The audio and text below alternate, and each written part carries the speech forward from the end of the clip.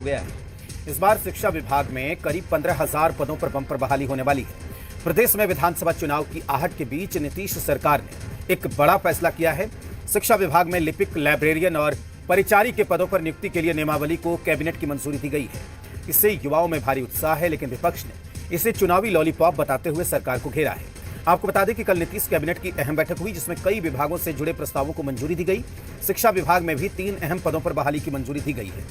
इस फैसले के बाद युवाओं में जबरदस्त उत्साह है। सालों से नियुक्ति का इंतजार कर रहे अभ्यर्थियों ने अबीर गुलाल उड़ाकर मिठाई बांटकर अपनी खुशी का इजहार किया। इस फैसले को लेकर अब सियासी बयानबाजी भी हो रही है। शिक्षा विभाग में माध्यमिक उच्च माध्यमिक विद्यालय में विद्यालय लिपिक के पद पर नियुक्ति एवं सेवा शर्त को विनिश्चित करने तो बिहार राज्य विद्यालय लिपिकीय नियुक्ति सेवा शर्त अनुशासनिक कार्रवाई संबंध नियमावली 2025 यह स्वीकृत किया गया। इसमें एक महत्वपूर्ण जानकारी मैं आपको दे दूंगा कि स्वीकृत पदों में 50% अनुकंपा के आधार पर होंगे और शेष 50% सीधी भर्ती होंगे।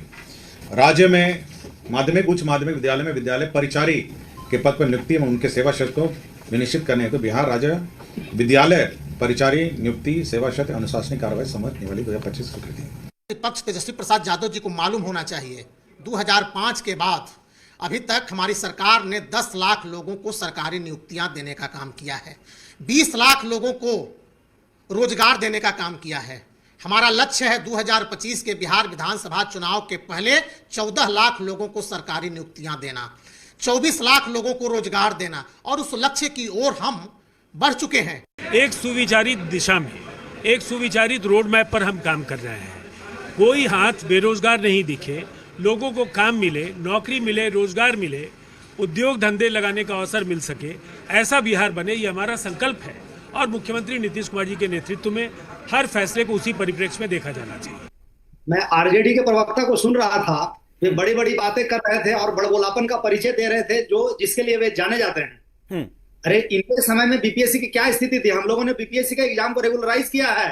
पहले बीपीएससी का बैकलॉग चलता था, अभी कम से कम बीपीएससी का बैकलॉग तो नहीं चलता है। अभी हम लोग शिक्षा की बहाली टीआरई 1 से लेकर टीआरई 4 तक हम लोग बीपीएससी से ले रहे हैं और अच्छे टीचर को रिक्रूट कर रहे हैं। इतना ही नहीं, जिस बेरोजगारी की बात कर रहे हैं, जो आयोग की चर्चा इन्होंने की, तो इनके लीडर्स और इनके कार्यकर्ता बेरोजगार हैं, इसलिए इस फ्रस्ट्रेशन में ये बात कर रहे हैं, क्योंकि सत्ता में तो है नहीं है और इनका बेरोजगारी इनको खल रहा है। और जिस पलायन की बात वो कह रहे हैं, तो पलायन हुआ है 90 से लेकर 2005 तक, जब लॉ एंड ऑर्डर की व्यवस्था चरमरा गई थी और यहां से जो उद्योगपति हैं वो अपना बोरिया बिस्तर बांध के चले गए किसी अन्य स्टेट में और विदेश भाग गए। हमारे समय में तो रिवर्स माइग्रेशन हुआ है और इनके समय में ब्रेन ड्रेन हुआ है और हमारे समय में ब्रेन गेन हुआ है।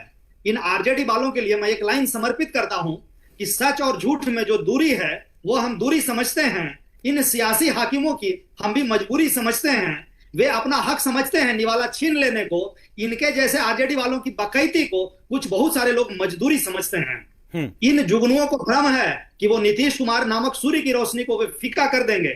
इनको बता देना चाहते हैं कि मुख्यमंत्री जी अपने काम में पूरी तरह ट्रांसपेरेंट हैं, टाइम बाउंड हैं, रिजल्ट ओरिएंटेड हैं और करप्शन फ्री हैं। मुख्यमंत्री जी को डेडिकेट होकर, बाल कवि बैरागी जी ने कहा था कभी, काजल के पर्वत पर चढ़ना और चढ़कर पार उतरना बड़ा कठिन है, निष्कलंक होकर ये सब करना।